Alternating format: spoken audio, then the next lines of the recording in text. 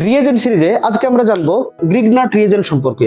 Grignard reagent যেটাকে আমরা normally RMgx দ্বারা প্রকাশ করে থাকি, যেখানে R হচ্ছে যে কোনো একটা অ্যালকিল গ্রুপ, এটা হচ্ছে ম্যাগনেসিয়াম, X হচ্ছে একটা হ্যালোজেন। ওকে, যদি আমরা নরমালি এটা বোঝার চেষ্টা করি, তো এদেরকে যদি আমরা ভাঙি তাহলে কি হবে? এখান থেকে R একটা পার্ট পাওয়া যাচ্ছে, অ্যালকিল একটা গ্রুপ পার্ট পাওয়া যাবে, একটা ম্যাগনেসিয়াম একটা পার্ট পাওয়া যাবে, একটা হ্যালোজেন একটা পার্ট পাওয়া যাবে।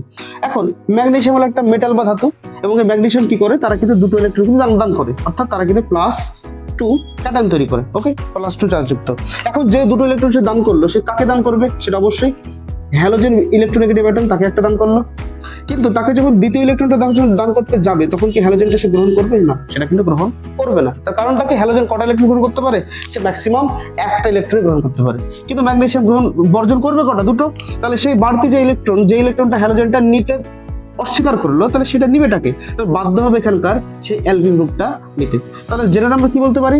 জেনারেলে বলতে পারি যে যদি গ্রিগনাট রিয়েজেন্ট যদি আয়নে ভেঙে যায়, তাহলে সেখান থেকে নরমালি তৈরি হয় ম্যাগনেসিয়াম 2+, সেখানে তৈরি হয় হ্যালোজেন মাইনাস, এবং তার সঙ্গে তৈরি হয় যে অ্যালকিল গ্রুপ, তার অ্যানায়ন। এবার যখন আমরা রিয়াকশন আমরা করতে যাই, তখন আমরা কি দেখি যে এই যে ম্যাগনেসিয়াম 2+, তার স্টেবল কনফিগারেশন পেয়ে গেছে ইলেকট্রনিক, X- সেও কিন্তু স্টেবল কনফিগারেশন পেয়ে গেছে।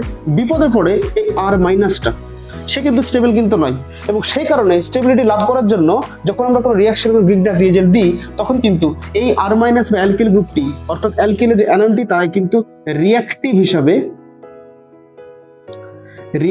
হিসাবে তারা কিন্তু বিক্রিয়াতে অংশগ্রহণ করে, এবং তারা কিন্তু কাজ করে অ্যাজ এ নিউক্লিওফাইল।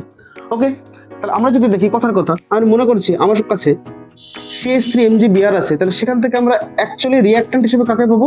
আমরা পাবো CH3- অ্যাজ এ নিউক্লিওফাইল পাবো, এবং এই নিউক্লিওফাইলটাই কিন্তু কি করে? ফার্দার রিঅ্যাকশনে অংশগ্রহণ করে। তাহলে আমরা আজকে জানলাম গ্রিগনাট রিয়েজেন্ট সম্পর্কে। আমরা আরো পরবর্তী ভিডিওতে আমরা অন্যান্য সকল রিয়েজেন্ট সম্পর্কে আমরা জানবো। চ্যানেলে নতুন হয়ে থাকলে অবশ্যই সাবস্ক্রাইব করে দেবে, আর যদি আমাদের ভিডিওটা ভালো লাগে সকলকে শেয়ার করে দেবে।